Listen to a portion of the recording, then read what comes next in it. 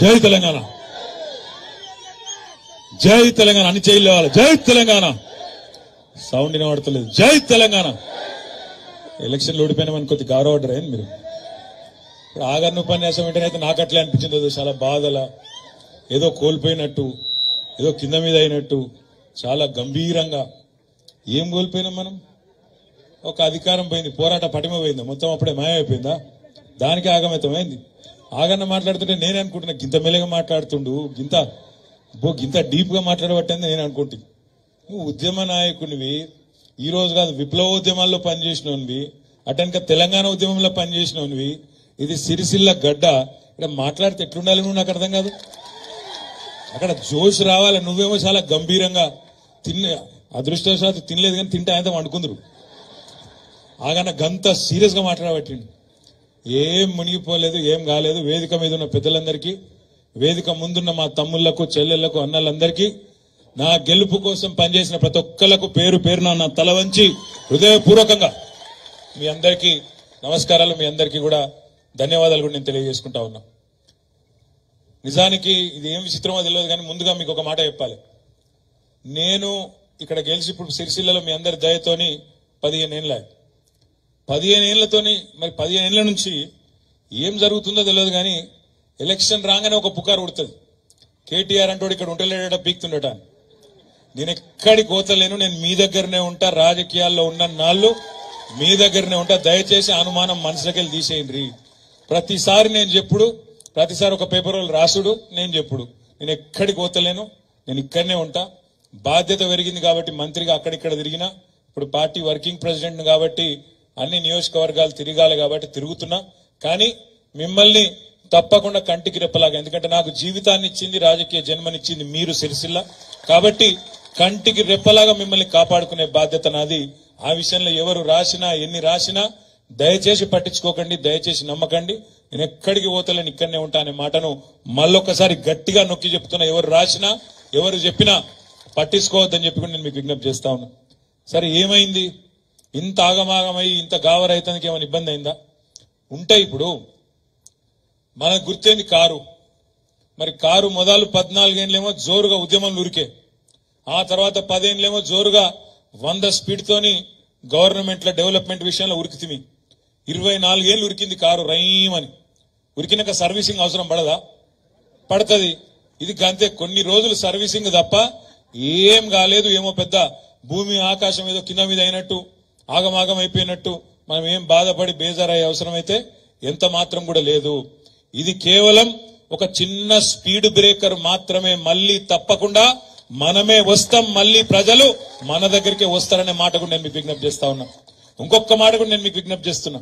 అయితే ఇట్లాంటి రాజకీయాల్లో అయితే మనం అనుకున్నాం కరెక్టే, మళ్ళా బ్రహ్మాండంగా హ్యాట్రిక్ కొట్టాలి, కేసీఆర్ గారు హ్యాట్రిక్ ముఖ్యమంత్రి కావాలి, రాష్ట్రం ఇదే వేగంతో ముందుకు పోవాలి, భారతదేశంలో ఆల్రెడీ నెంబర్ 1 అయింది చాలా రంగాల్లో, ఇంకా బాగా చేయాలి అనే ఉద్దేశంతో కసి మీద పనిచేసినాం. డెఫినెట్ గా అందరం పనిచేసినాం. కానీ ప్రజలు కూడా మననేం తీసవతల వారేలే. 119 నియోజకవర్గాల్లో మొన్న జరిగిన ఎన్నికల్లో మనకు ప్రజలు గౌరవప్రదంగా 39 స్థానాలంటే 3వ వంతు స్థానాలు మనకిచ్చిండ్రు. మననేం తీసవతల వాడేలే. అదేవిధంగా 3వ వంతు స్థానాలు గౌరవప్రదంగా 119లో 39 ఇవ్వడమే కాకుండా ఒక 14 స్థానాల్లో 14 నియోజకవర్గాల్లో కేవలం మనం 4-5 వేల ఓట్ల లోపలనే ఓడిపోయినాం. జుక్కలనే నియోజకవర్గం ఉంటుంది పక్కకు నిజామాబాద్ లో, కామారెడ్డి జిల్లాలో, అక్కడ 1150 ఓట్లతో ఓడిపోయినాం. దేవరకద్ర అనే నియోజకవర్గం ఉంటది మహబూబ్ నగర్ జిల్లాలో, 1300 ఓట్లతో పోయినాం. 3000 ఓట్లతోని సిరిపూర్ కాగజ్ నగర్ పోయింది, 3000 ఓట్లతోని బోధన్ పోయింది, 4200 ఓట్లతోని ఖానాపూర్ పోయింది, 5000 ఓట్లతోని నాగర్ కర్నూలు ఇంకా 2 నియోజకవర్గాలు పోయినాయి, 6000 ఓట్లతోని కామారెడ్డి మరొక 2 నియోజకవర్గాలు పోయినాయి. 14 నియోజకవర్గాల్లో స్వల్ప తేడాతో 5-6 వేల ఓట్ల తేడాతోని 14 నియోజకవర్గాలు పోయినాయి. ఆ 14లో మనం సగం గెలిచినా ఇవాళ పరిస్థితి ఎట్లుంటుండేనో నాకంటే బాగా మీకే తెలుసు. హంగ్ అసెంబ్లీ వస్తుండే, ఇవాళ తప్పకుండా పరిస్థితి వేరే ఉంటుండే. ఇదంతా నేను ఎందుకు చెప్తున్నా అంటే, మనం ఓవరాల్ గా చూసుకుంటే కూడా, రాష్ట్రం మొత్తం చూసుకుంటే కూడా మనకు వాళ్ళకు ఫరక్ ఏం పెద్దగా లేదు.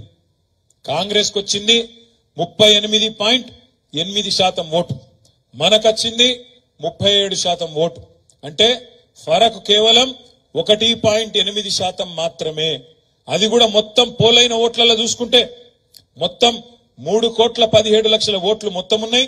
అందులో 70% పోలైనట్టున్నాయి. ఆ పోలైన ఓట్లలో చూసుకుంటే ఫరకు కేవలం 1.8% మాత్రమే. అంటే మొత్తం కలిపితే కూడా రాష్ట్రం మొత్తం 4 కోట్ల జనాభా ఉండే రాష్ట్రంలో ఇద్దరి మధ్యన ఫరక్ ఎంత అంటే 4 లక్షల ఓట్లు మాత్రమే. అంటే మనం ఏదో పెద్ద తేడాతో నోడిపోయి తీసవతల వారేసి మనం ప్రజలు అట్లేం జరగలేదు. కేవలం స్వల్ప తేడాతో నోటిపోయినాం తప్ప ఇంకోటి కానే కాదు. కాబట్టి దీనికేదో బేజారైపోయి ఆగమాగం అయిపోయే అవసరం ఎంత మాత్రం లేదనే మాట నేను మీ అందరూ కూడా హృదయపూర్వకంగా విజ్ఞప్తి చేస్తున్నా. దయచేసి ఎవరన్నా ఇంకా కూడా నిరాశగా ఉన్నా, నిస్పృహలో ఉన్నా, అయ్యో గిట్లెట్లాయే అనే పరిస్థితి ఉన్నా అందులోకెళ్ళి బయటికి రమ్మని కోరుతా ఉన్నా. ఇంకొక మాట కూడా నేను మీకు విజ్ఞప్తి చేస్తా ఉన్నా. ఇక కాంగ్రెస్ వాళ్ళు కూడా నిజానికైతే నమ్మలే, వాళ్ళ అధికారంలోకి వస్తామని వాళ్ళు కూడా అనుకోలే. కాబట్టి ఏం చేసిండ్రు, నోటికి ఎంత వస్తే అంత చెప్పుకుంటూ పోయింది. ఎంత వస్తే గంత ఏమేం చెప్పిండ్రు ఒకసారి యాద తెచ్చుకోరు. మీరు ఏమన్నారు రైతులకు? మీరు ఆగుండ్రి, కేసీఆర్ అనుకుంటాండు 1,00,000 రూపాయలు రుణమాఫీ చేసింది కాబట్టి గెలిచిపోతా అనుకుంటాండు కేసీఆర్. నేను 2 లక్షలు రుణమాఫీ చేస్తా, రైతులు ఎవరన్నా నిన్న రుణమాఫీ అయిపోయిన ఉంటే తెల్లారే బ్యాంకు కోన్రి 2 లక్షలు తెచ్చుకోన్రి, నేను చేస్తా రుణమాఫీ December 9 నాడు అని రేవంత్ రెడ్డి గారు ఆనాడు పిసిసి అధ్యక్షుడిగా చెప్పినారు. అది మాత్రమే కాదు, మీరు అమ్ముకోకుండ్రి ధాన్యం, కింటాలకు 500 బోనస్ ఇచ్చి నేను కొంటా డిసెంబర్ తర్వాత అని చెప్పిండు. అదే విధంగా ఆడబిడ్డలకు చెప్పిండు. ఏమన్నాడు, ఇవాళ 2,000 పెన్షన్ వస్తున్నది, రేపు 4,000 పెన్షన్ ఇస్తా డిసెంబర్ నుంచి వచ్చే నెల నుంచి అన్నాడు. అదే విధంగా ఇంకొక మాట కూడా చెప్పిండ్రు వాళ్ళు. ఇప్పుడు కేసీఆర్ ఇచ్చే రైతు బంధు తీసుకుంటే 10,000, డిసెంబర్ తర్వాత నేను ఇచ్చేది 15,000 వస్తుంది మీ ఖాతాలల్లా అని చెప్పిండ్రు. ఈ ఆడబిడ్డలకేమో బస్సు ఫ్రీ, బంగారం ఫ్రీ, ఇది ఫ్రీ, అది ఫ్రీ అని చెప్పి మొత్తం 420 హామీలు. 6 గ్యారంటీలు కాదు, మనోళ్ళు తెలిస్తే ఒక మాట్లాడుతున్నారు ఆడిడ 6 గ్యారంటీలు అని. వాళ్ళు ఇచ్చిన 6 గ్యారంటీలేమో 100 రోజులలో చేస్తామని, మిగతా 414 హామీలు, 420 హామీలు, 420 హామీలు ఏవైతే కాంగ్రెస్ పార్టీ ఇచ్చిందో నేను నిలబెడతా చేస్తా అని చెప్పి 420 హామీలు. రైతు డిక్లరేషన్ అని, యూత్ డిక్లరేషన్ అని, మైనారిటీ డిక్లరేషన్ అని, ఎస్సీ డిక్లరేషన్ అని, ఎస్టీ డిక్లరేషన్ అని, బీసీ డిక్లరేషన్ అని, యువజన డిక్లరేషన్ అని, డిక్లరేషన్ల మీద డిక్లరేషన్లు చేసి మేనిఫెస్టో పెట్టి 420 హామీలు ఇచ్చి ఇవాళ 1.8% తో గెలిచిండ్రు వాళ్ళు. నేను మీ అందరిని ప్రార్థించేది ఒకటే, మనం చేసిన పని ప్రజల అనుభవంలో ఉంది. నాకంటే బాగా మీకే తెలుసు, ఎందుకంటే జనంలో ఉండేది మీరు, తెల్లారు లేస్తే ప్రజలతో మాట్లాడేది మీరు. 50 రోజులైంది నిన్నటి కరెక్ట్ గా కాంగ్రెస్ పార్టీ అధికారంలోకి వచ్చి. ఈ 50 రోజులలో గ్రామాలలో రైతులు ఏమంటున్నారో, గ్రామాలలో ప్రజలేమంటున్నారో నాకంటే బాగా మీకే ఎరుక. ఏమంటున్నారు ఇవాళ కరెంటు ఓంగనే 1 గంట 2 గంటలు ఏమంటారు ప్రజలు? చూసినావా, కేసీఆర్ చెప్పిందే నిజమైంది. కాంగ్రెస్ ఉంటే కరెంట్ ఉండదని కేసీఆర్ ముందే చెప్పిండు, ఆయన చెప్పినట్టే అయితాంది, చెప్పినట్టు వినకపోతే మీ అనే బాధ ఇలా రైతులు పడతారు. ఫోన్లు చూసుకుంటారు పాపం తెల్లారు లేచి, నీకు పడ్డదా అంటే రైతు బంధు నీకు పడ్డదా, నీకు పడ్డదా అంటే నీకు పడ్డదా. ఈ రోజు వరకు కూడా 2.5 ఎకరాల కంటే ఎక్కువ రైతు బంధు పడలేదు ఇయాలటికి కూడా. ఆ రోజేమో ముఖ్యమంత్రి, ఇప్పుడున్న ముఖ్యమంత్రి ఆనాటి పిసిసి అధ్యక్షుడు రేవంత్ రెడ్డి గారు ఆ రోజు అన్నాడు, కేసీఆర్ బిచ్చమేసినట్టు ఎత్తాడు, రైతు బంధు 10,000 నేనిస్తా 15,000 మీకు అని ఆ రోజు నరికిండు. ఇవాళ ఇప్పటి వరకు నాట్లు పడ్డాయి, ఎక్కడోళ్ళు అక్కడ రైతులు ఒకళ్ళ మొగాలు చూసుకుంటారు, నీకు పడ్డాదిరా అంటే నీకు పడ్డాదిరా. ఇవాళ పరిస్థితి ఏంది? కేసీఆర్ ఉన్నప్పుడేమో రైతు బంధు ఒకటే వారం రోజుల లోపల 70 లక్షల మంది రైతుల ఖాతాల్లో 7,500 కోట్లు ఒక వారం రోజులు వస్తుండే.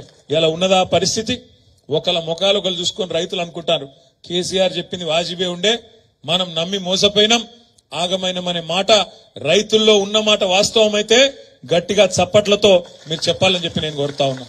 ఒక రైతులే కాదు, ఇవాళ ఒక రైతులే కాదు, మార్పు కావాలి అని చెప్పి ఓటేసిన వాళ్ళందరూ నెత్తినోరు కొట్టుకుంటాను. ఇవాళ నేను నిన్న హైదరాబాద్ లో ఒక మీటింగ్ పోయిన, జూబ్లీహిల్స్ లో మీటింగ్ పోతే ఆడ కొద్దిగా ట్రాఫిక్ జామ్ అయితే ఆయన బయటకు వచ్చి ఆటో ఎక్కి తెలంగాణ భవన్ పోయినా, మన పార్టీ ఆఫీస్ పోయేటప్పుడు ఆ తమ్ముడి పేరు శాతం రమేష్. ఆటో డ్రైవర్ పేరు మాట్లాడుకుంటూ ముచ్చట పెట్టుకుంటూ పోయినా ఏం సంగతి అని. ఏం రమేష్ అన్న మరి ఏం సంగతి అంటే ఏం చెప్పమంటావే, ఆలేరు నియోజకవర్గం బతుకు తెరువు కోసం హైదరాబాద్కి వచ్చిన మూటకొండూరు అనేది మా ఊరాడ, నాకు 2 పిల్లలు, నాచారం కాడు ఉంటా, 25 ఏళ్ళకెళ్ళి నడుపుతున్న ఆటో. మరి ఇవాళ నా పరిస్థితి మార్పు అని ఆయనతో మా కొంపనే ఉచ్చుకున్నారు వీళ్ళందరూ కలిసి. మాకు ఇవాళ 6.5 లక్షల మంది ఆటోలు నడుపుకునే అన్నలు తమ్ముళ్ళు మేమందరం రోడ్డు మీద పడే పరిస్థితి వచ్చింది. ఇదివరకు రోజుకు 1000, 1500 సంపాదించుకుంటుంటే ఇవాళ నాకు రోజుకు 500-600 కూడా వస్తలేదు. ఈఎంఐ ఎట్లా కట్టాలి, ఇల్లు కిరాయి ఎట్లా కట్టాలి, పిల్లల ఫీజులు ఎట్లా కట్టాలి తెలియక గౌరవనీయులు పెద్దలు వినోద్ కుమార్ గారికి ఈసారి చప్పట్లతో అందరం కూడా స్వాగతం పలుకుదాం. మన కాబోయే కరీంనగర్ ఎంపీ గారికి గట్టిగా చప్పట్లు కొట్టాలి దయచేసి. రండి వినోద్, ఇక్కడ రండి. అయితే ఆ తమ్ముడు అన్నాడు రమేష్ అన్నా, మరి ఫీజులు, ఇల్లు కిరాయ, ఆటో ఈఎంఐ ఈ అన్నిటి మీదకెళ్ళి మళ్ళా ఆ డీజిల్ రేట్లు పెంచిండు మోడీ గారు, అన్నింటి తట్టుకొని ఎట్లా బతకాలను అర్థమైతే లేదన్నా. ఈ ఫ్రీ బస్ వచ్చినాక ఆగమైపోయినామన్నాడు. ఫ్రీ బస్సు పట్ల నాకేం ఇబ్బంది లేదు, మంచిదే ఫ్రీ బస్సు. కానీ ఇవాళ ఏం జరుగుతున్నదో ఫ్రీ బస్సు వల్ల ఒక్కసారి మీరు చూడాలని చెప్పి నేను కోరుతున్నా. కళలో కూడా అనుకోలే ఎన్నాడు అట్లాంటి దృశ్యాలు చూస్తామని. ఎట్లా కనబడుతున్నాయి ఫ్రీ బస్సు కోసం ఇవాళ మహిళా సోదరి మనులు ఆ డ్రైవర్ ఎక్కే దర్వాజలకే లెక్కుతున్నారు, బస్సుల ఆ కిటికీలకే లెక్కుతున్నారు.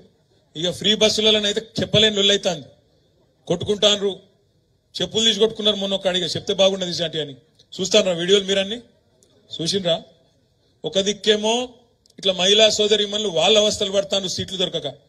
మొగోళ్ళు తిడతాను, మేము టికెట్ పెట్టి కొంటే, మేము పైసలు పెట్టి టికెట్ కొంటే మాకు సీట్ లేకపోయాను మొగోళ్ళు తిడతాను.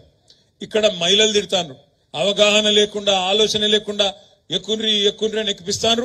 అందులోనేమో సీటు దిక్కులేదు, 50 మంది కూర్చునే బస్సులో 150 మంది కూర్చుంటారు. ఇదేం పరిస్థితి అని చెప్పి మహిళలు బాధపడతారు. బస్సు నడిపేటోళ్ళు ఉంటారు, డ్రైవర్లు, కండక్టర్లు, వాళ్ళు. ఇంకో దిక్కు ఈ ఆర్టీసీకి అద్దెకిచ్చేటోళ్ళు ఉంటారు, బస్సులు హైర్ బస్సులు ఇచ్చేటోళ్ళు, వాళ్ళు బాధపడతారు. 50 మంది ఎక్కితేనేమో డీజిల్ తక్కువ కాలుతుంది, 100 మంది ఎక్కితే ఎక్కువ కాలుతుంది కదా. వాళ్ళు హైర్ బస్సులో పోయి మొన్న పొన్నం ప్రభాకర్ అన్నకు అదే విధంగా అక్కడ ఆర్టీసీ ఎండీ గారికి చెప్పుకున్నారు, అయ్యా ఇట్లయితే నడవది, మీరు మా రేటు పెంచాలి, లేకపోతే మా బస్సులు కూడా తీసేస్తాం పెట్టమని వాళ్ళు అంటాను. ఇవతల ఆటో వాళ్ళు లబో దిబోమని వీళ్ళు అంటాను. నిన్న తమ్ముడు రమేష్ చెప్పిండు నాకు, అన్నా వీళ్ళు అన్నారు మేము ఆటో డ్రైవర్ అని ఆదుకుంటామన్నారు, నెలకు 1000 రూపాయలు ఇస్తామన్నారు. నెలకు 1000 రూపాయలు సరిపోదన్నా, నెలకు 10,000 రూపాయలు ఇచ్చినట్టు చేయండి, జర గట్టిగా మాట్లాడండి ప్రభుత్వం తరఫున, మీరు ప్రభుత్వంతోని అని కూడా ఆ తమ్ముడు మాట్లాడిండు. సరే 10,000 ఇస్తారా, 5,000 ఇస్తారా, ఎన్ని ఇస్తారో ఈ ప్రభుత్వాన్ని నేను రిక్వెస్ట్ చేస్తా ఉన్నా, డిమాండ్ చేస్తా ఉన్నా.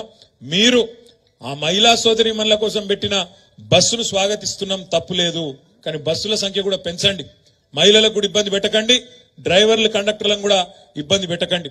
ఓ దిక్కు బస్సులు పెంచండి, మరో దిక్కు రోడ్డు మీద పడుతున్న రెక్కాడితే గాని డొక్కాడని మా ఆటో అన్నలను తమ్ముళ్లను కూడా కాపాడండి అని చెప్పి కూడా మీరిచ్చిన మాట ప్రకారం నిలబెట్టుకోండి అని చెప్పి కూడా నేను ఈ ప్రభుత్వానికి డిమాండ్ చేస్తా ఉన్నా.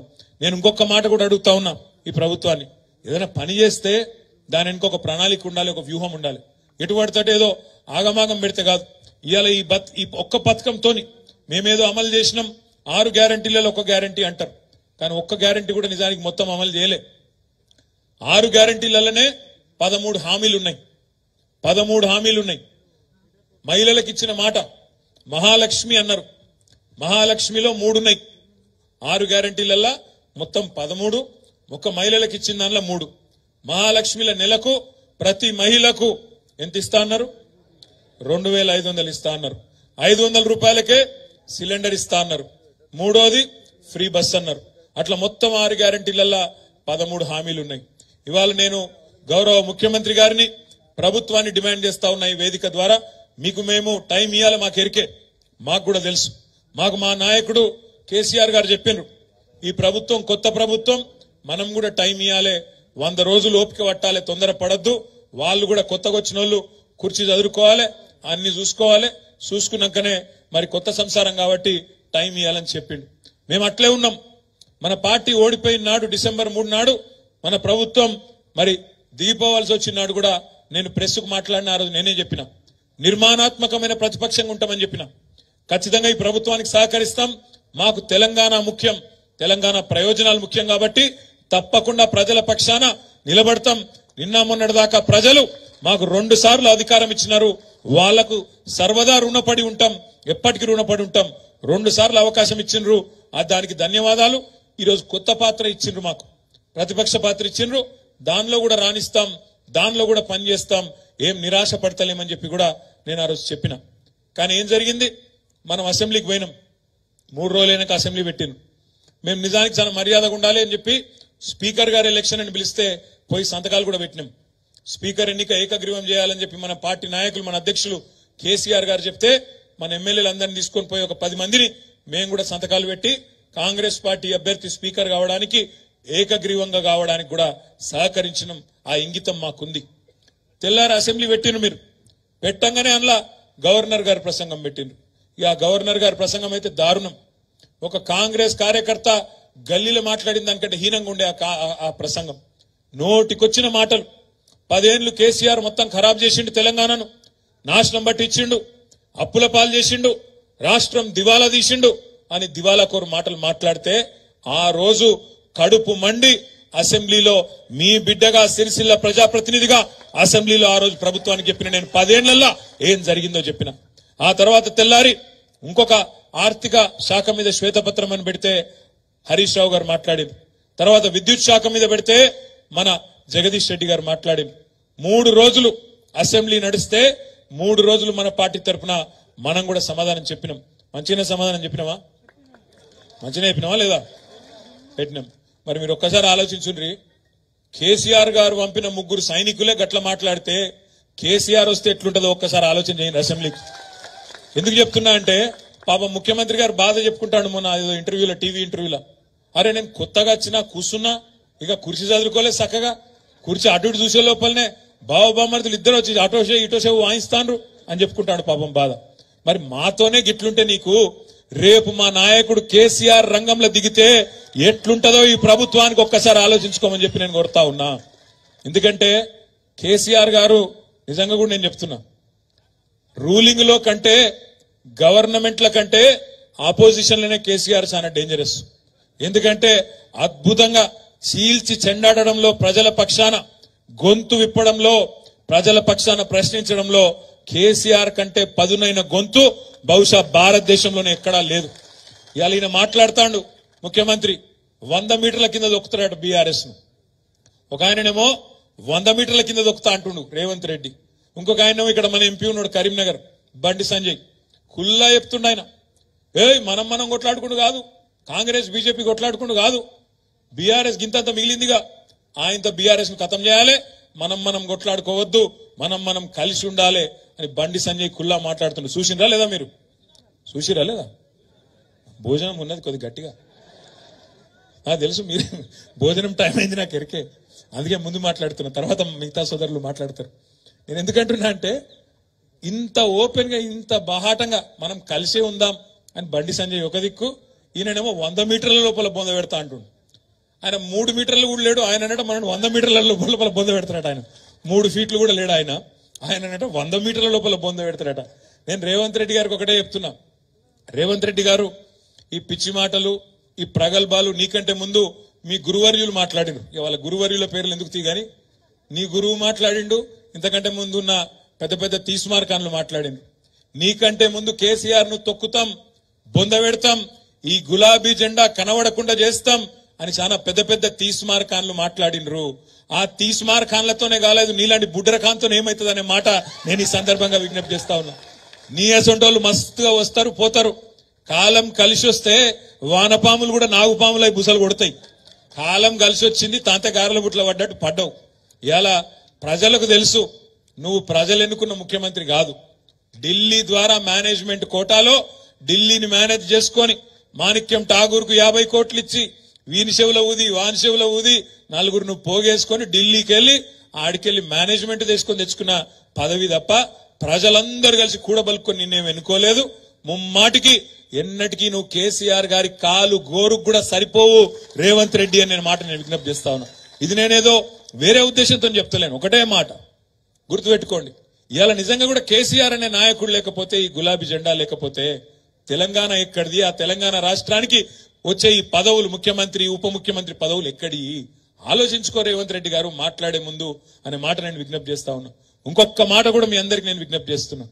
ఈ 420 హామీలు మీ అందరికీ మంచిగా కాపీలన్నీ పంపిస్తా. 420 హామీలు ఏవైతున్నాయో కాంగ్రెస్ ఇచ్చిన హామీలు చూడండి. మీరు యువతకు చెప్పింది, తెలంగాణ యువతకు నెలకు 4,000 రూపాయలు ఇస్తామన్నారు నిరుద్యోగ భృతి. ఇలా తప్పించుకునే ప్రయత్నం చేస్తున్నారు. తప్పించుకోనియద్దు. యువత తరపున మనం అడగాలి.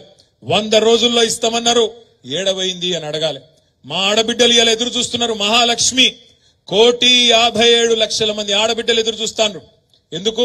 18 ఏళ్లు నిండిన ఆడబిడ్డలందరూ నెలకు 2,500 రూపాయలు ఎప్పుడొస్తాయి మా ఖాతాల్లో అని ఎదురు చూస్తా ఉన్నారు. కానీ రేవంత్ రెడ్డి గారు ఏం చేస్తున్నారు? ప్రభుత్వం ఏం చేస్తున్నది? వాళ్ళు ఒకటే ఎజెండా పెట్టుకున్నారు. రోజొక్క కొత్త కథ పుట్టియాలి. మీడియాలో రోజొక్క కొత్త కథ పుట్టియాలి. మేడిగడ్డలో అవినీతి, ఇక్కడ అవినీతి, అక్కడ అవినీతి. అధికారం మొత్తం నీ చేతుల్లోనే ఉంది కదా.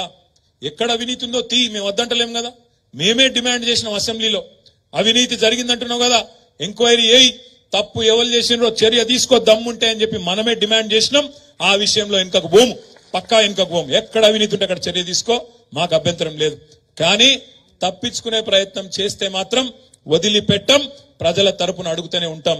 రేపు మళ్ళా ఏప్రిల్ మీరు పార్లమెంట్ ఎన్నికకు పోయే నాటికి వరి కోతలు అవుతాయి. తప్పకుండా వరి కోతలు అవుతాయి. వరి కోతలు అయినప్పుడు రైతులు అడుగుతారు, మొదటిసారి అంటే ఇడిచిపెట్టినాం, క్వింటాల్కు 500 బోనస్ అన్నావు, ఏది ఎక్కడ వాయే అని తప్పకుండా అడుగుతారు. ఆ రైతుల తరపున అడగాల్సింది ప్రధాన ప్రతిపక్షంగా మనమే అనే మాట కూడా నేను మీకు విజ్ఞప్తి చేస్తా ఉన్నా. మొన్న రేవంత్ రెడ్డి గారు దావోస్ పోయిండు. దావోస్ లో చెప్తాండు, మేము రైతు భరోసా చాలు చేసినాం అని పచ్చి అబద్దాలు ఇలా విదేశాలలో చెప్తున్నాడు ఈ ముఖ్యమంత్రి గారు. నిజంగా రైతు భరోసా చాలు అయిందా? కేసీఆర్ ఇచ్చిన రైతు బంధుకే దిక్కులేదు ఇప్పటిదాకా. రైతు బంధుకే ఇంకా మొత్తం పడలే. రైతు బంధుకే దిక్కులేదంటే విదేశాలకు పోయి మాత్రం రైతు భరోసా చాలు చేసినా నేను ఇవాళ పంటకు 7,500 రూపాయలు ఇస్తున్నా అని చెప్పి పచ్చి బోగస్ మాటలు ఇవాళ ముఖ్యమంత్రి గారు మాట్లాడుతా ఉన్నారు. రేపా రైతు భరోసా విషయంలో కూడా మరి ఎండాకాలం పంట మళ్ళీ నాటేసే టైం వచ్చింది అంటే రైతు భరోసా కింద చాలు కాకపోతే ప్రజలు రైతులు ఊరుకోరు. ఆ రోజు పంట కోతల టైంకు బోగస్సు ఈ బోనస్ ఇయ్యక మళ్ళీ బోగస్ మాటలు చెప్తే తప్పకుండా నీ పార్టీని ఊచకోతకు వస్తారు రైతులు అనే మాట కూడా ఈ సందర్భంగా నేను మీకు విజ్ఞప్తి చేస్తా ఉన్నా. ఎందుకంటే రైతులకు కూడా తెలుసు కొద్దిగా ఓపిక పట్టాలి కాబట్టి ఓపిక పడతాను. ఇప్పుడిప్పుడే వచ్చిండు కదా, మీరు కూడా ఎగిరిత పడకుండా బిడ్డ, తొందర పడకుండా అంటారు. మేమేం తిడతలేము, ఎగిరిత పడతలేం, విమర్శ చేస్తలేం, యాద్ చేస్తున్నాం. 100 రోజులలో చేస్తా, డిసెంబర్ 9 నాడు మొదటి సంతకం పెడతా, 2 లక్షల రుణమాఫీ చేస్తా అని మేం చెప్పలే, మీరే చెప్పినరు.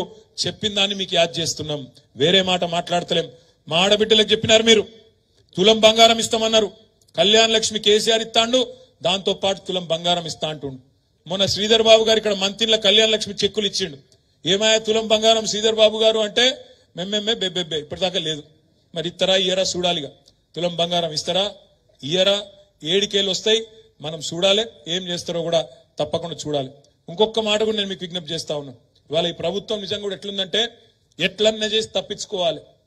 ఏమన్నా చేసి గత ప్రభుత్వం మీద కేసీఆర్ మీద 4 మాటలు మాట్లాడి 4 తిట్లు తిట్టి ఆయంత ప్రజల దృష్టిని అటో ఇటో చేసి ఆగం చేసి తప్పించుకోవాలన్న చక్కర్లో ఉన్నది. ఏమంటాడు ఆయన? సెక్రటేరియట్కి పోయి నేను ఇక్కడ లంకె బిందెలు ఉంటాయనుకొని వచ్చినా కానీ ఖాళీ బిందెలు ఉన్నాయంటుండు. లంకె బిందెల కోసం ఎవరు తిరుగుతారే? లంకె బిందెల కోసం ఎవరు తిరుగుతారు? ఏడ తిరుగుతారు? పాడుబడ్డ గుట్టలల్లా, పాడుబడ్డ గుళ్ళల్లా, పాత గడిలల్లా అలా పోయి తవ్వుతా అంటారు. ఆ గడపార పట్టుకొని తటపార తీసుకొని అర్ధరాత్రి పోయి దొంగసాటుకు పోయి తవ్వుతుంటారు. అయ్యా రేవంత్ రెడ్డి గారు, మీరు వినండి జాగ్రత్తగా. మీకు పాపం ఇదివరకు ఎన్నడూ మంత్రిగా పనిచేసిన అనుభవం లేదు, ఎన్నడూ ప్రభుత్వంలో ఉన్న అనుభవం లేదు కాబట్టి నువ్వు అనుకున్నట్టున్నావు సెక్రటేరియట్ కిందేమో బిందెలు ఉన్నాయి తవ్వుకుంటా అని. సెక్రటేరియట్లో లంకె బిందెలు ఉంటాయి నాయన, ఆడ కంప్యూటర్లు ఉంటాయి, పేపర్లు ఉంటాయి, పనిచేసేందుకు అధికారులు ఉంటారు. వాళ్ళందరితో కూర్చోబెట్టి ఇచ్చిన హామీలు ఎట్లా నెరవేరుస్తావో గడిదిక్కు ఆలోచన చెయ్యి. లంకె బిందెల కోసం తవ్వుడు, అర్ధరాత్రి తిరుగుడు, ఇంకేడుకో పోయి ఏమేమో ప్రయత్నాలు చేసుడు బంద్ చేయి. అట్లాంటివి ఏమి ఉండయి ప్రభుత్వంలో, తెలుసుకో అనే మాట కూడా నేను మీకు విజ్ఞప్తి చేస్తా ఉన్నా. ఎందుకంటే ఇట్లాంటి వాళ్ళు ఎన్నెన్ని మాటలు చెప్పారు ఒకసారి చూడు. ఆ 420 హామీల లిస్టు చూస్తేనైతే మనం చక్కెర వచ్చి పడిపోతాం. అందుకే నేను మిమ్మల్ని కోరేది, ఈ ప్రభుత్వం నోటికి ఎంత వస్తే అంత చెప్పి అలవిగాని హామీలు ఇచ్చి ఇలా తప్పించుకునే ప్రయత్నంలో భాగంగా కేసీఆర్ ఇట్లా చేసిపోయిండు, అప్పుల పాలు చేసిపోయిండు, ఇది చేసిపోయిండు, అది చేసిపోయిండు అని మాట్లాడుతున్నాడు. కేసీఆర్ ఏం చేసిండో ప్రజలకు తెలుసు. 200 రూపాయల పెన్షన్ ను 2000 రూపాయలు చేసినోడు కేసీఆర్. 500 రూపాయల పెన్షన్ ను దివ్యాంగులకు 4000 రూపాయలు చేసింది కేసీఆర్. ఇదివరకు దేశంలో ఎన్నడూ లేని విధంగా రైతులకు 73,000 కోట్ల రూపాయలు వాళ్ళ ఖాతాలో రైతు బంధు రూపంలో టైంకి ఇచ్చింది కేసీఆర్. భారతదేశం మొత్తంలో 24 గంటలు ఉచితంగా విద్యుత్ ఇచ్చింది ఒకే ఒక్క నాయకుడు రైతులకు, కేసీఆర్. ఇవాళ మా సోదరులు నేతన్నలు సిరిసిల్లలో ఉన్నారు. మీకు కూడా నేను ఒక మాట ఇస్తా ఉన్నా, మీ అందరికీ నేను మాట ఇస్తా ఉన్నా. ఇవాళ బెదిరిస్తున్నారట కాంగ్రెస్ వాళ్ళు. మీరు కేటీఆర్ కోటేసిరు కదా, మీకు ఆర్డర్లు ఇస్తామా, చూసుకుంటాం అంటున్నట. నేను కూడా మీకు మాట ఇస్తున్నా, అవసరమైతే సిరిసిల్ల ప్రజల ప్రతినిధిగా, సిరిసిల్ల ప్రజాప్రతినిధిగా మొత్తం 39 మంది ఎమ్మెల్యేలు అవసరమైతే రాష్ట్ర ప్రభుత్వాన్ని దిగ్బంధం చేస్తాం, నిర్బంధిస్తాం, వాళ్ళని సవాల్ చేసి తప్పకుండా సిరిసిల్లలో నేతన్న ప్రతి నేతన్నను కాపాడుకుంటాం. మీరెవ్వరికి కూడా భయపడవలసిన అవసరం లేదు. అక్కడేదో కొత్తగా ప్రభుత్వంలోకి వచ్చినంత మాత్రాన మేమేదో రాజులం, జాగీర్దారులం, మేమేదో పెద్దవాళ్ళం, సుల్తాన్లం అనుకుంటే నడవది. ప్రజల కోసం నడవాలి తప్ప, ప్రజల కోసం ప్రభుత్వం పనిచేయాలి తప్ప మేం పగబడతాం, ఓటేయకపోతే ఊకోము అనే లైన్లో బెదిరిస్తే ఎవరు బెదిరిపోవాల్సిన అవసరం లేదు. అక్కడక్కడ సరే బెదిరిపోయేటోళ్ళు కూడా కొంతమంది ఉంటారు. అధికారం పోయి 50 రోజులు కాలే, అక్కడ ఇక్కడ కొంతమంది నాయకులు తత్తరపడుతున్నారు. ఓ సర్పంచులు ఒకరిద్దరు అక్కడ ఇక్కడ ఆగమాగం అవుతాను. నేను మీ అందరికి ఒక మాట ఇస్తున్నా, మీ అందరికీ ఒక మాట ఇస్తా ఉన్నా.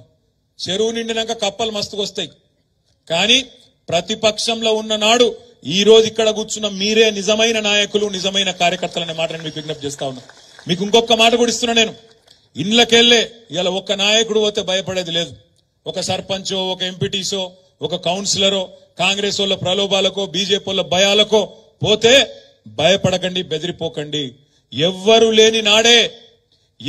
లేని నాడే తెలంగాణ తెచ్చింది ఈ గులాబీ జెండా అనే మాట మర్చిపోకండి. పెద్ద పెద్దోళ్లను తట్టుకొని, పెద్ద పెద్ద ఆకు సిపాయిలను తట్టుకొనే ఈ గులాబీ జెండానే తెలంగాణను తీసుకొచ్చిన పార్టీ. ఒక్క నాయకుడు పోతే 10 మంది కొత్త వాళ్ళను, అద్భుతమైన నాయకులను తయారు చేసుకుందాం.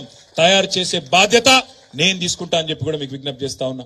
ఇంకా ఈ 5 ఏళ్లు వేరే పనేం లేదు. ఈ 5 ఏళ్లు మనకు మంత్రి పదవి లేదు, ప్రభుత్వంలో లేం కాబట్టి వేరే పనేమి లేదు. పార్టీ పటిష్టత కోసం పనిచేద్దాం, పార్టీని క్షేత్రస్థాయి నుంచి నిర్మాణం చేసుకుందాం. ఎస్, ఆగన్ ఒక్కడే ఉన్నాడు జిల్లా పార్టీ ప్రెసిడెంట్ గా. జిల్లా కమిటీని బ్రహ్మాండంగా ఫుల్ ఫ్లెజ్డ్ చేసుకుందాం, చాలా మందికి అందులో అవకాశాలు ఇచ్చుకుందాం. అనుబంధ సంఘాలు ఉన్నాయి, వాటిని కూడా పటిష్టం చేసుకుందాం. పని చేసేటోళ్ళకే పదవులు ఇద్దాం. ఎవరన్నా పని చేయం, మేము పెద్ద మనుషులు అసంటోళ్ళం అంటే మీరు పక్కకుండండి, గౌరవప్రదంగా పక్కకు జరగండి అనే మాట కూడా చెబుదాం, పక్కకు కూర్చోబెడదాం. ఎందుకంటే పోయింది అధికారం మాత్రమే, పోరాట పటిమ పోలేదు, సత్తా ఎక్కడ తగ్గలేదు, తగ్గద్దు అని కూడా నేను విజ్ఞప్తి చేస్తా ఉన్నా.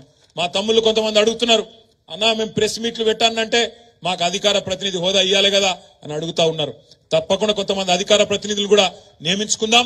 మండలాల్లో, జిల్లాలో, రాష్ట్రంలో ఎప్పటికప్పుడు ప్రజా సమస్యల మీద గొంతు విప్పే అద్భుతమైన నాయకత్వం మన పార్టీలో ఉన్నది. కేసీఆర్ తయారు చేసిన సైనికులు ఒకరు కాదు. ఇలా నాకంటే అద్భుతంగా ఇక్కడ మైక్ ఇస్తే మాట్లాడగలిగిన వాళ్ళు 100 మంది ఉన్నారు, నాకు కూడా తెలుసు. ఏ ఊరికా ఊరు అట్లాంటి వాళ్ళని తయారు చేసిండు కేసీఆర్. కాబట్టి నేను అంటున్నా, ప్రజల పక్షాన రాబోయే 3, 4, 5 ఏళ్లు గట్టిగా నిలబడదాం, గట్టిగా కొట్లాడదాం. పోయింది తాత్కాలికంగా అధికారం మాత్రమే. అధికారం పోగానే బేజారయ్యేటోళ్ళు ఉంటారు, కొంత అక్కడ ఇక్కడ కింద మీద పడేటోళ్ళు ఉంటారు, ఆగమాగం అయ్యేటోళ్ళు ఉంటారు. వాళ్ళ గురించి మీరేం ఫికర్ చేయకూడదు. పోతే ఎవరైనా పోతారు, వదిలించుకుందాం, ఏం తప్పులేదు. కొత్త వాళ్ళని తయారు చేసుకుందాం, గట్టిగా నిలబడదాం. ఉన్నోళ్ళం కొంతమంది అయినా సరే గట్టిగా నిలబడదాం. ఇంకొక మాట కూడా నేను చెప్తున్నా, పార్టీ పుట్టినాడు 2001లో ప్రతి ఊర్లో వెంటనే 100 మంది ఉండేనా? లేరు. ఊరికొక్కరున్నా చాలు గట్టోడు అనుకున్నాం, బయలుదేరినాం. 14 ఏళ్లలో తెలంగాణ తెచ్చుకున్నాం. ఇలా 14 ఏళ్ల తర్వాత ప్రజలు అధికారం ఇచ్చినారు. 10 ఏళ్ల అధికారం మనకు అవకాశం ఇచ్చిండ్రు. అక్కడక్కడ మా తమ్ముళ్ళు కూడా తప్పు మాట్లాడుతున్నారు, మాట్లాడకండి. ప్రజలను కించపరిచే విధంగా ఎవరు మాట్లాడకండి. ప్రజలను మోసం చేసిన నాయకులను చూసినాం, కానీ నాయకులను మోసం చేసిన ప్రజలను చూడలేదన్నాడు అని మాట్లాడుతున్నారు అక్కడక్కడ మా తమ్ముళ్ళు సోషల్ మీడియాలో. అట్లాంటి మాట ఎవరు మాట్లాడకండి. అదే ప్రజలు, ఏ ప్రజలైతే మొన్న మనకు అవకాశం ఇయ్యలేదో, ప్రతిపక్షంలో ఉండమని తీర్పిచ్చిండ్రో, వాళ్లే మనకు 2 సార్లు అధికారం కూడా ఇచ్చిండ్రు. కాబట్టి ఆ రోజు వాళ్ళు చేసింది కరెక్ట్ అయితే ఈ రోజు వాళ్ళు చేసింది కూడా కరెక్టే. కాబట్టి ఎవరు కూడా పొరపాటున కూడా ఒక్క పొల్లు మాట కూడా మాట్లాడకండి. మనం ఆలోచించుకుందాం. సిరిసిల్లలో పోయిన ఎలక్షన్ లో 2018లో మనకు 90,000 మెజారిటీ వచ్చింది, 89,000 చిల్లర. ఈసారి 29,000 చిల్లర వచ్చింది. ఎందుకు తగ్గిందో ఆలోచించుకుందాం, ఎక్కడ లోపం ఉందో ఆలోచించుకుందాం, దాన్ని సవరించుకుందాం. లోపం నాలో ఉంటే నేను సవరించుకుంటా, లోపం మీలో ఉంటే మీరు కూడా సవరించుకోవాలని చెప్పి నేను విజ్ఞప్తి చేస్తా ఉన్నా. తప్పు నాది కూడా ఉండొచ్చు, నేను కూడా మనిషినే, తప్పు చేయలేదు, నేనేమి పొరపాటు చేయలేదని నేను చెప్పను. ఉంటాయి లోటుపాట్లు, పొరపాట్లు, మనిషి అన్నాక ఉంటాయి. అధికారంలో భాగంగా గత 10 ఏళ్లుగా మనం ఒకటే సింగిల్ మైండెడ్ గా పనిచేసినాం, ఒకటే ఆలోచనతో పనిచేసినాం. ఎట్టి పరిస్థితుల్లో మన రాష్ట్రం పేరు నిలబడాలి, కష్టపడి తెచ్చుకున్న రాష్ట్రం భారతదేశంలోనే టాప్ కావాలి, నెంబర్ 1 కావాలని చెప్పి బ్రహ్మాండంగా ఆనాడు అధికారంలో ఉన్నప్పుడు 10 ఏళ్ల పాటు నిర్విరామంగా పనిచేసినాం. కాబట్టి ఇవాళ దేశానికి ఇవాళ ఆదర్శంగా నిలబడ్డది మన రాష్ట్రం. ఎన్నో రంగాలలో అవార్డులు వస్తా ఉన్నాయి, ఈ రోజు కూడా వస్తా ఉన్నాయి. నిన్నగాక మన మున్సిపల్ డిపార్ట్మెంట్ కు బ్రహ్మాండమైన అవార్డులు, స్వచ్ఛ సర్వేక్షణ్ లో మళ్ళా కూడా పోయిన సంవత్సరానికి సంబంధించిన అవార్డులన్నీ మొన్ననే ఈ కొత్త ప్రభుత్వం వచ్చినాక ఇచ్చినారు. అంటే ఈ రకంగా చెప్పుకుంటూ పోతే ఎన్నో విజయాలున్నాయి. నేను మిమ్మల్ని ప్రార్థించేది, మీతో కోరేది ఒకటే, ఈ సంవత్సరం మొత్తం ఎలక్షన్లు ఉన్నాయి. ఒక వినోద్ కుమార్ గారి ఎలక్షనే కాదు, వరుసగా ఆ తర్వాత మీ ఎలక్షన్లే ఉన్నాయి. వరుసగా దీంతో అయిపోగానే, వినోదన్ ఎలక్షన్ అయిపోగానే పంచాయతీ ఎన్నిక ఉంటుంది, పంచాయతీ ఎన్నిక అయిపోగానే మున్సిపల్ ఎలక్షన్ ఉంటుంది, మధ్యలో సొసైటీ ఎలక్షన్ ఉంటుంది, జిల్లా పరిషత్ ఎలక్షన్ ఉంటుంది. నేను మీ అందరికి ఒకటే మాటిస్తా ఉన్నా, మీరు నా కోసం ఎంత కష్టపడ్డారో నాకు తెలుసు. ఒక్కొక్కరు సిరిసిల్లలో కౌన్సిలర్లు గాని, గ్రామాల్లో సర్పంచ్లు, ఎంపీటీసీలు గాని, జెడ్పీటీసీలు, ఎంపీపీలు గాని, గ్రామ శాఖల అధ్యక్షులు, ఏ పదవిలో లేకపోయినా కార్యకర్తగా, నాయకుడిగా నా మీద ప్రేమతో, కేసీఆర్ మీద ప్రేమతో, ఈ గులాబీ జెండా మీద ప్రేమతో కష్టపడ్డ వాళ్ళు ఒకరిద్దరు కాదు, వేల మంది మీరు కష్టపడితేనే ఇవాళ ఇంతమంది మేము 39 మంది ఎమ్మెల్యేలు అయినాం. మాకు తెలుసు లక్షల మంది మీ కష్టం ఉంది, ఇలా 39 మందికి పదవులు వచ్చినాయంటే.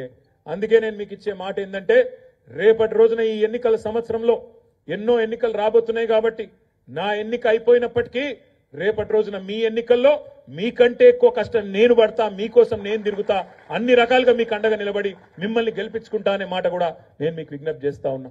ప్రజల్లో మనకేం కమ్మి లేదు, ప్రజల్లో మనకేం లోటు లేదు. అక్కడక్కడ చిన్నపాటి అలకలు, అసంతృప్తులు ఉండొచ్చు. తాత్కాలికంగా అవతలోళ్ళు పాల పొంగులాగా చూపెట్టిన కొన్ని ఆశలకు ఆశ పడచ్చు. వీళ్ళు 2 సార్లు ఇచ్చినాం కదా, వాళ్ళకు ఒక్కసారి ఇస్తే ఏంది అనే ఒక ఆలోచన రావచ్చు. తప్పేం కాదు, అప్పుడప్పుడు జరుగుతాయి అట్లాంటి. కానీ మనం తప్పకుండా ఈ ప్రభుత్వాన్ని వాళ్ళు ఇచ్చిన ప్రతి హామీ, రైతులకు గాని, మహిళలకు గాని, యువకులకు గాని, ఉద్యోగులకు గాని, నిరుద్యోగులకు గాని ఇచ్చిన ప్రతి హామీని నిలబెట్టుకునే దిశగా తప్పకుండా డిమాండ్ చేయాలి. 1,57,00,000 మంది ఆడబిడ్డలకు నెలకు 2,500 రూపాయల చొప్పున ఇచ్చి తీరాలే అని చెప్పి ప్రభుత్వాన్ని నిలదీయాలి.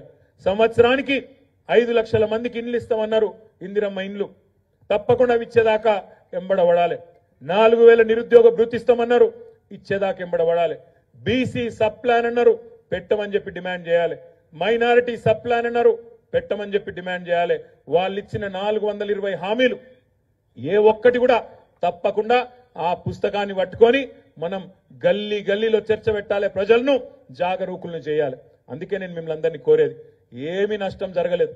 కొద్దిగా మనకు కూడా బ్రేక్ దొరికింది అనుకోండి, కార్ సర్వీసింగ్ చేసుకుందాం, మళ్ళా రోడ్ ఎక్కుదాం, మళ్ళా తొక్కుడు దొక్కితే 100 స్పీడ్ తోని మళ్ళా తప్పకుండా అధికారంలోకి తీసుకొచ్చే నాయకత్వం, శక్తి, సత్తా మీకుంది, మనకుంది. మనం ఏం కూడా బేజారు కావాల్సిన అవసరం లేదు. ఇవాళ పార్లమెంట్ ఎన్నికల్లో ఒక్క మాట మీరు ఆలోచన చేయండి. ఇవాళ వినోద్ కుమార్ గారు మన అభ్యర్థిగా ఎట్లా పనిచేసినరో, గతంలో ఎంపీగా 2014 నుంచి 19 వరకు మీ కళ్ళ ముంగట్నే ఉంది. గత 10 ఏళ్లుగా కేంద్రంలో మోడీ గారి ప్రభుత్వమే ఉన్నది. ఈ 10 ఏళ్లలో 2 ఎంపీలుగా పనిచేసినారు మన కరీంనగర్ నియోజకవర్గానికి. మొదటి 5 ఏళ్లు వినోద్ కుమార్ గారు 2014 నుంచి 19 దాకా పనిచేసినారు. 19 నుంచి 24 వరకు మన ఎంపీ బండి సంజయ్ గారు పనిచేసినారు. వీళ్ళిద్దరి పనితీరు ఎట్లుందో ఒక్కసారి మీరే బేరీ చేసుకోవాలని చెప్పి నేను కోరుతా ఉన్నా. వినోద్ కుమార్ గారు ఎంపీగా ఉన్నప్పుడు పార్లమెంటులో 110 చర్చల్లో పాల్గొన్నాడు. 550 ప్రశ్నలు మన తెలంగాణ తరపున, మన కరీంనగర్ తరపున, మనందరి తరపున గొంతు విప్పి బలంగా అక్కడ కేంద్ర ప్రభుత్వాన్ని ప్రశ్నించిండు. 10 ప్రైవేట్ మెంబర్ బిల్లులు పెట్టిండు వినోద్ కుమార్ గారు. మరి అదే బండి సంజయ్ గారు, ఆయన 5 ఏళ్లలో ఎంపీగా ఒక్క పార్లమెంట్ చర్చలో పాల్గొనలేదు. వినోదన్న 550 ప్రశ్నలు అడిగితే ఆయన 50 ప్రశ్నలు అడిగిండు. వినోదన్న 10 ప్రైవేట్ మెంబర్ బిల్లులు పెడితే ఆయన పెట్టింది గుండు 0. అసలు బండి సంజయ్ కుమార్ గారు కనీసం ఇంతవరకు ముఖం చూపెట్టని గ్రామాలు కాదు మండలాలు కూడా ఎన్నో ఉన్నాయి. చాలా మండలాలకు కూడా కనీసం రాలే. మీ ఈర్నపల్లికి వచ్చిండో లేదో నాకు తెలియదు, గంభీరాపేటకు వచ్చిండా డౌటే. ఎక్కడ కూడా మొత్తం కరీంనగర్ పార్లమెంట్ ఎక్కడ కూడా పోగా నేను ఇంకొక మాట కూడా మిమ్మల్ని అడుగుతున్నా, ఏమన్నా ఒక్క మంచి పని చేసిండా మన పార్లమెంట్ నియోజకవర్గానికి? కనీసం ప్రజలకు పనికొచ్చే ఒక్క మంచి పని, ఒక గుడి తెచ్చిండా కొత్తగా, లేదా ఉన్న గుడికి పైసలు తెచ్చిండా? వెమ్లవాడ రాజన్ ఉంటాడు, ఇక్కడనే కొండగట్టు అంజన్ ఉన్నాడు, ఇల్లందకుంటల రాముల వారు ఉన్నాడు, ఒక్క పైస తెచ్చిండా వాళ్ళకు? తెల్లారు లేస్తే ఈ రోజు ఏం వారం, ఈ రోజు ఏం దేవుడు అంటాడు. కానీ ఒక్క పైసా నరేంద్ర మోడీ దగ్గర ఇంత పతార ఉంటే, పలుకుబడి ఉంటే ఒక్క పైస తెచ్చిండా గుడికి? ఏ గుడికి ఒక్క పైస తేలే. దాంతో పాటు ఒక బడి తెచ్చిండా? పోని నవోదయ పాఠశాలలు ఇవ్వాలి. కొత్త జిల్లాలు ఏర్పడితే మన సిరిసిల్లకు కూడా నవోదయ పాఠశాల ఇచ్చేది ఉండే. ఇచ్చిండా? తెచ్చిండా? తేలే. ఆఖరికి కేసీఆర్ గారు ఆనాడు పార్లమెంట్ సభ్యుడిగా ఉన్నప్పుడు రైలు మంజూరు చేయించిండు. హైదరాబాద్ నుంచి కరీంనగర్ కు వయా సిద్దిపేట, సిరిసిల్ల, వేములవాడ మీదకెళ్లి, బోయిన్పల్లి మీదకెళ్లి కరీంనగర్ కు పోయేందుకు రైలు మంజూరు చేయించిండు 2005-06లో. 18 ఏళ్ళ. మరి వినోద్ కుమార్ గారు ఉన్నప్పుడు కోషిష్ చేసిండు, కొద్ది గుంజుకొచ్చిండు. 18 తర్వాత మొత్తం ఆగిపోయింది పని. ఎందుకంటే పట్టించుకోవాలి. ఇప్పుడున్న ఎంపీ గారు సిరిసిల్ల, వేములవాడ, బోయిన్పల్లి, చొప్పదండి మీదకెళ్లి కరీంనగర్ పోయే రైలును ఎన్నడూ పట్టించుకోలేదు. మరి రైలుదేలే, బడిదేలే, గుడిదేలే, ఒక్క ఊరికి పోలే, ఒక్క మనిషికి కనవాళ్లే. ఆయనకుండే ఎంపీ ల్యాడ్స్ ఉంటాయి 5 కోట్లు ఎంతో ఉంటాయి. 5 కోట్ల 10 కోట్లు ఇప్పుడు 5 కోట్లు. ఎక్కడైనా 5 పైసలు పెట్టిండో లేదో సిరిసిల్లలో నాకైతే ఎరకలేదు. ఒక్క ప్రభుత్వ కార్యక్రమంలో పాల్గొనలేకపోయిన 5 ఏళ్లలో ఒక్కటంటే ఒక్క జాగల. నేను పిలిచిన ఒకసారి అకీంపేటలో కలిసిండే, రాష్ట్రపతి గారిని ఆహ్వానించే టైంలో కలిసిండు. కలిసి చెప్పిన, ఎంపీ సాబ్ దొరుకుతలేవు, జర రా, అప్పుడప్పుడు అధికారిక కార్యక్రమాల్లో రా అని చెప్పిన. ఎన్నడూ కనవడలే. మరి ఎందుకు నామోషో ఏందో తెలియదు, కానీ ఎన్నడూ కూడా కనబడలే. కానీ తెల్లారు లేస్తే మాత్రం కేసీఆర్ని తిట్టడంలో మాత్రం ఫస్ట్. నేను అడుగుతున్నా, కేసీఆర్ని తిట్టుడు తప్ప, నోటికొచ్చిన మాటలు మాట్లాడుడు తప్ప, అమిత్ షా చెప్పులు మోసుడు తప్ప నువ్వు చేసిన పనేంది 5 ఏళ్లలో ఎంపీగా? ఒకసారి చెప్పి మళ్ళీ ఒకసారి ఓట్లు అడగాలని చెప్పి నేను కోరుతా ఉన్నా. మాట్లాడుతూ ఆయన అంటూ, నేను మొన్న కరీంనగర్లో మాట్లాడినా, మేము ధర్మం కోసం పనిచేసే వాళ్ళం, మమ్మల్ని అంటావా కేటీఆర్, నీకు అహంకారం ఎక్కువ అని తిట్టిండు. అరే ధర్మం కోసం పనిచేసేది ఉంటే మఠం పెట్టుకోవాలి భయ్, మఠం పెట్టుకోవాలి, ఆశ్రమం పెట్టుకోవాలి, పని చేయాలి. నేను అద్దంటలేను, నువ్వు మంచోనివే, నేను కాదంటలేను, పని చేయి కాదంటలేను. కానీ పార్లమెంటు మెంబర్గా ఉన్నప్పుడు, ప్రజాప్రతినిధిగా ఉన్నప్పుడు ప్రజలకు కావాల్సిన పనులు చేయాలన్నా వద్దా? ప్రజల హక్కులు, ప్రజల సమస్యలు ప్రస్తావించాలన్నా లేదా పార్లమెంట్లో? అమేమీ చేయకుండా నేను ఓన్లీ దేవుని కోసం పనిచేస్తా అంటే, దేవుని కోసం పనిచేసే వాళ్ళు కాశీలా అక్కడ ఇక్కడ పెద్ద మనుషులు చాలా మంది గొప్ప వాళ్ళు జీవితాన్ని అంకితం చేసిన వాళ్ళు ఉన్నారు. నువ్వు అట్లా ఓదలుచుకుంటే పో, నాకేం అభ్యంతరం లేదు. కానీ కరీంనగర్ పార్లమెంటులో నీకు ఓటు అడిగే హక్కు లేదు అనే మాట మాత్రం ఖచ్చితంగా బండి సంజయ్ గారికి చెప్పవలసిన బాధ్యత మనందరి మీద ఉన్నది. మీరు చూడండి, ఇక్కడ మా సిరిసిల్ల నేతన్నలు ఉన్నారు. ఇవాళ వారం 10 రోజులుగా ఆగమాగం అవుతా ఉన్నారు. ఇవాళ సమ్మె చేసే పరిస్థితి వచ్చింది. మెగా పవర్ లూమ్ క్లస్టర్ కావాలి సిరిసిల్లకు అని చెప్పి నేను, వినోద్ గారు ఆనాడు ప్లానింగ్ బోర్డు అధ్యక్షుడిగా 8 సార్లు పోయినాం, 10 సార్లు పోయినాం కేంద్రంలో ఉండే ప్రభుత్వం దగ్గరికి. మరి ఈయన బీజేపీ ఎంపీ అయ్యుండి, బీజేపీ రాష్ట్ర అధ్యక్షుడు అయ్యుండి, కనీసం మన సిరిసిల్ల నేతన్న కోసమో, జమ్మికుంటలో ఉండే నేతన్న కోసమో ఒక్క పథకం తెచ్చిండా? ఆలోచించమని చెప్పి నేను కోరుతా ఉన్నా. ఇవాళ దేవుడి పేరు మీద ఓట్లు అడగడం కాదు బండి సంజయ్ గారు, మీకు గుర్తు చేస్తా ఉన్నా. మీకంటే ఎక్కువ భక్తి మాకుంది కాబట్టే, మా నాయకుడు కేసీఆర్ కుంది కాబట్టే మీకంటే బ్రహ్మాండంగా యాదాద్రి దేవాలయం కట్టింది కూడా కేసీఆర్ గారు అనే మాటను విజ్ఞప్తి చేస్తా ఉన్నా. మా గంగుల కమలాకర్ గారు, మా వినోద్ కుమార్ గారు ఇద్దరు కష్టపడి కరీంనగర్ లో తిరుమల తిరుపతి దేవస్థానం వారిని ఒప్పించి 10 ఎకరాల భూమిని కేసీఆర్ గారికి చెప్పి ఇప్పించి 25 కోట్ల రూపాయలతో వెంకటేశ్వర స్వామి గుడి కడుతున్నది కూడా మేము అనే మాట కూడా నేను మీకు విజ్ఞప్తి చేస్తా ఉన్నా. ఇవాళ ఏదో మాకంటే ఎక్కువ ఏదో చేసినట్టు, దేవుడి కోసం నువ్వు ఒక్కడివే ఉన్నట్టు, నువ్వు రాకముందు మాకు బొట్టు తెలియదు, కట్టు తెలియదు, దేవుడు తెలియదు, గుడి తెలియదు అన్నట్టు ఇవాళ నువ్వు ఏదైతే మాటలు మాట్లాడుతున్నావో, బండి సంజయ్ గారికి నేను చేసే విజ్ఞప్తి, మీరు అంతగానం నిజంగానే ధర్మం కోసం పనిచేయదలుచుకుంటే మీరు రాజకీయం బంద్ చేసి బ్రహ్మాండంగా పనిచేసుకోండి, మాకు అభ్యంతరం లేదు. కానీ కరీంనగర్ ఎంపీగా మీరు విఫలమైనరు. మీరు ఒక్క పని కూడా చేయలేదు, ఒక్క గుడి తేలేదు, ఒక్క బడి తేలేదు, ప్రజలకు పనికొచ్చే ఒక్క పని చేయలేదు. నేతన్నకు గాని, గీతన్నకు గాని, ఒక రైతుకు గాని పనికొచ్చే ఒక్క పని చేయలేదు అనే మాట కూడా నేను మీకు విజ్ఞప్తి చేస్తా ఉన్నా. నేను మీ అందరికీ ముగించే ముందు చేసే విజ్ఞప్తి ఒకటే, మనకు ఈ సంవత్సరం మొత్తం ఎలక్షన్లు ఉన్నాయి.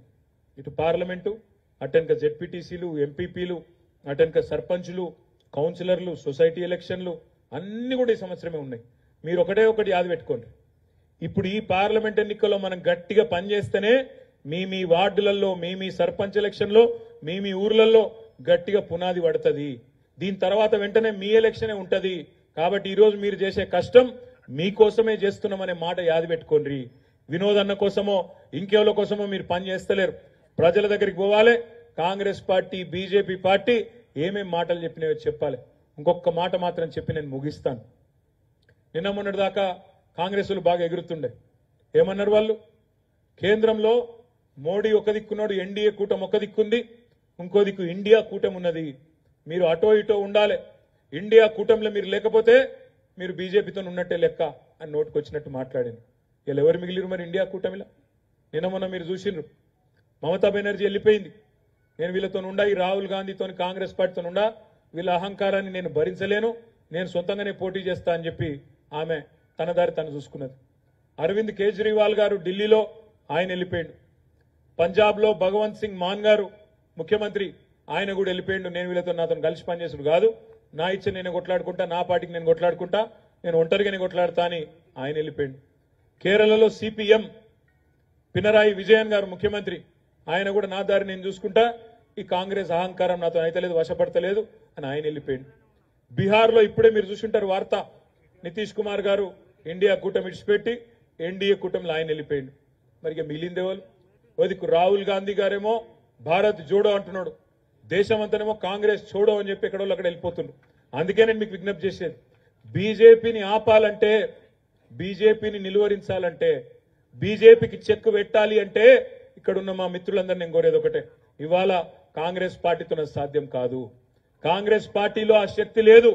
బీజేపీని ఆపే సత్తా గాని శక్తి గాని వాళ్లకు లేదు. అందుకే నేను కోరేది మిమ్మల్ని, ప్రాంతీయ నాయకులు ఎవరైతే బలమైన నాయకులు ఉన్నారో, కేసీఆర్ గాని, మమతా బెనర్జీ గాని, ఇవాళ అదే విధంగా అరవింద్ కేజ్రీవాల్ గాని, పినరాయి విజయన్ గాని, ఇట్లాంటి నాయకులకు ఓట్లేస్తేనే బీజేపీని ఆపగలుగుతాం తప్ప లేకపోతే ఆపే పరిస్థితి లేదు. ఇక్కడ ఉండే మన సిరిసిల్లలో కరీంనగర్ పార్లమెంట్ లో ఉండే లెఫ్ట్ మేధావులతో నేను కోరుతా ఉన్నా, వామపక్ష సంస్థల్లో గతంలో పనిచేసిన మిత్రులను కూడా నేను కోరుతా ఉన్నా, ఇవాళ బీజేపీని ఆపాలి అంటే కాంగ్రెస్ లో ఆ ధైర్యము లేదు, ఆ దమ్ము లేదు, ఆ సత్తా లేదు, ఆ తెగింపు కూడా కాంగ్రెస్ పార్టీకి లేదు.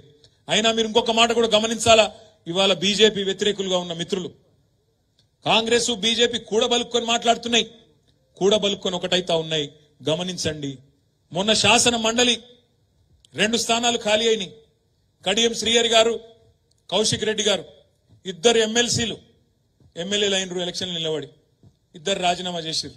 ఇద్దరు కూడా ఎమ్మెల్యేల ద్వారా ఎన్నుకోబడ్డ ఎమ్మెల్సీలు, ఇద్దరు రాజీనామా పెట్టినరు, సంతకం ఇచ్చిండ్రు. ఒకటేసారి రాజీనామా చేసిండ్రు, ఒకటే నిమిషంలో ఒకటేసారి ఇద్దరి రాజీనామా విషయం బులెటిన్ ద్వారా ఎలక్షన్ కమిషన్ కు మన అసెంబ్లీ వాళ్ళు చెప్పిండ్రు. ఇద్దరి స్థానాలు ఒకటేసారి ఖాళీ అయినప్పుడు ఉప ఎన్నిక కూడా ఒకటేసారి పెట్టన్నా వద్దా? పెట్టాలనా? ఇద్దరు కేటగిరీ సేమ్, ఇద్దరు ఎమ్మెల్యేల ద్వారా ఎన్నుకోబడ్డ వాళ్ళే, ఇద్దరు ఒకటేసారి రాజీనామా చేసిండ్రు. ఇద్దరు రాజీనామా చేసిన విషయం కూడా ఒకటే కామన్ బులెటిన్ లో కేంద్రంలో ఉండే ఎలక్షన్ కమిషన్ కు మన అసెంబ్లీ వాళ్ళు చెప్పిండ్రు. కానీ ఏం జరిగిందో ఎరికేనా? రేవంత్ రెడ్డి గారు పోయినరు, అమిత్ షా గారిని కలిసిండ్రు, పుష్పగుచ్చం ఇచ్చిండ్రు. గంట తర్వాత ఎలక్షన్ కమిషన్ నుంచి ఆ 2 ఎమ్మెల్సీ స్థానాలకు 2 అలగలగ సార్లు ఎన్నికలు పెట్టాలి, ఒకటేసారి పెట్టద్దు అని ఆర్డర్ వచ్చింది. ఒకటేసారి పెడితే ఏమైతుండే? చెరొకటి వస్తుండే కాంగ్రెస్ కు, బీఆర్ఎస్ కు. కానీ 2 అలగలగ పెడితే ఏమైంది? 2 కాంగ్రెస్ కే పోయినాయి. ఇవాళ ఇది పరిస్థితి. కాంగ్రెస్ బీజేపీ అండర్స్టాండింగ్ ఎంత దృఢంగా ఉందో వాళ్ళ ఫెవికాల్ బంధం, దాన్ని బట్టే మీరు చెప్పచ్చు. నిన్న మీరు చూసిండ్రు, మనం ప్రొఫెసర్ దాసోజు శ్రవణ్ గారు తెలంగాణ ఉద్యమంలో పనిచేసిన మరి మిత్రుడు, మీ అందరికీ సుపరిచితుడు, టీవీలలో చూసే ఉంటారు శ్రవణ్ గారిని. గట్టిగా మాట్లాడతాడు, ఒక ప్రొఫెసరు, చదువుకున్న ఆయన, మంచి వ్యక్తి. సోదరుడు కె సత్యనారాయణ గారు మాజీ ఎమ్మెల్యే, ఎరుకల సామాజిక వర్గానికి సంబంధించి మంచి సంఘ సేవ కూడా చేస్తూ ఉంటారు, సంగారెడ్డి మాజీ ఎమ్మెల్యే. ఇద్దరి పేర్లు మనం 4 నెలల కిందట కేబినెట్ లో తీర్మానం చేసి మన ప్రభుత్వం ఉన్నప్పుడు గవర్నర్ గారికి పంపించినాం. అమ్మ గవర్నర్ గారు, ఇద్దరు మంచి వ్యక్తులను ప్రతిపాదిస్తున్నాం, మీ కోటాలో ఎమ్మెల్సీ చేయమని రిక్వెస్ట్ చేసినాం. ఆమె ఏమని రిజెక్ట్ చేసింది తెలుసా? రిజెక్ట్ చేసింది. ఏమని వీళ్ళిద్దరికి రాజకీయ నేపథ్యం ఉన్నది, రాజకీయ సంబంధం ఉన్నది కాబట్టి నేను ఇద్దరిని తిరస్కరిస్తున్నా అని పంపించింది. మరి నిన్న కోదండరాం గారు ఒక రాజకీయ పార్టీ అధ్యక్షుడు, ఆయన రాజకీయ పార్టీ కార్యకర్త కాదు, నాయకుడు కాదు, తెలంగాణ జనసమితి అనే రాజకీయ పార్టీ అధ్యక్షుడు. ఆయన పేరు వంపంగానే రేవంత్ రెడ్డి గారు గవర్నర్ గారు కళ్ళు మూసుకొని సంతకం పెట్టింది. మరి ఎవరు ఎవరితో కలుస్తున్నారు, ఎవరు ఎవరితో అంటగాగుతున్నారు, ప్రజలు ఆలోచన చేయాలి. పోయినసారి కూడా కరీంనగర్ లో ఏం జరిగింది, కరీంనగర్ పార్లమెంట్ ఎన్నికల్లో ఆనాడు మ్యాచ్ ఫిక్సింగ్ అయింది కాంగ్రెస్ కు బీజేపీకి. ఆ రోజు కూడా కాంగ్రెస్ ఓట్లన్నీ బీజేపీకి తబాదాలు చేసేటట్టు ఒప్పందం కుదుర్చుకున్నారు. ఇవాళ 4 ఎమ్మెల్సీ సీట్లేమో కాంగ్రెస్ కు వచ్చేటట్టు బీజేపీ వాళ్ళు సహకరిస్తారు. ఇక్కడ 4 ఎంపీ సీట్లలో డమ్మీ అభ్యర్థులను కాంగ్రెస్ వాళ్ళని పెట్టి కరీంనగర్, నిజామాబాద్, ఆదిలాబాద్, సికింద్రాబాద్ లాంటి ప్లేసుల్లో డమ్మీ కాంగ్రెస్ వాళ్ళని పెట్టి ఆ ఓట్లన్నీ బీజేపీకి మళ్ళించేటట్టు ఇక్కడ ఒప్పందాలు జరుగుతాయి, లోపాకారి ఒప్పందాలు. అందుకే అప్రమత్తంగా ఉండాలి. పోయినసారి జరిగిన మోసం 2019లో ఈసారి జరగవద్దు అంటే గల్లీ గల్లీలో, గ్రామ గ్రామంలో, ప్రతి డివిజన్ లో, ప్రతి బస్తీలో చర్చ పెట్టాలి. వీళ్ళిద్దరు ఏ రకమైన అనైతిక పరమైన లోపాయకారి ఒప్పందం పెట్టుకున్నారో తప్పకుండా ప్రజలకు విడమర్చి చెప్పాలని చెప్పి కూడా నేను మిమ్మల్ని కోరుతున్నా. నాకు తెలుసు మీకు ఆకలి అవుతుంది, మీ ముఖాలు చూస్తుంటే నాకు అర్థమవుతుంది. కాబట్టి ఇంతకంటే ఎక్కువ మీకు ఓపిక పెట్టను, ఓపికకు పరీక్ష పెట్టను. తర్వాత కాంగ్రెస్ పార్టీ యొక్క 420 హామీల పుస్తకాలన్నీ తెప్పించిన మీ అందరికీ డైనింగ్ హాల్ కార్డు ఉన్నాయి. డైనింగ్ హాల్ కార్డుకి పోదాం. ఒక 5 నిమిషాలు ఆగుండ్రి, 5 నిమిషాలు ఆగురి. ఎందుకంటే వినోదన్న మాట్లాడాలి. వినోదన్న మాట్లాడిన తర్వాత ఇంకొక పని చేద్దాం. మండలాల వారీగా మీ సూచనలు, మీ సలహాలు కూడా తీసుకోవాలి. మండలాల వారీగా పైన కూర్చుందాం. ఎందుకంటే ఇంతమందిలో కూర్చున్న దానికంటే ఒక్కొక్క మండలం సమస్యలు ఏ మండలానికి ఆ మండలం ప్రత్యేకంగా ఉంటాయి, ఏ పట్టణం సమస్యలు ఆ పట్టణానికి ఉంటాయి. కాబట్టి మొదలు సిరిసిల్ల పట్టణంతో మొదలు పెట్టుకుందాం. అన్ని మండలాల వారీగా పైన కూర్చొని మంచిగా బ్రహ్మాండంగా మీతో ఒక 4-5 గంటల పాటు టైం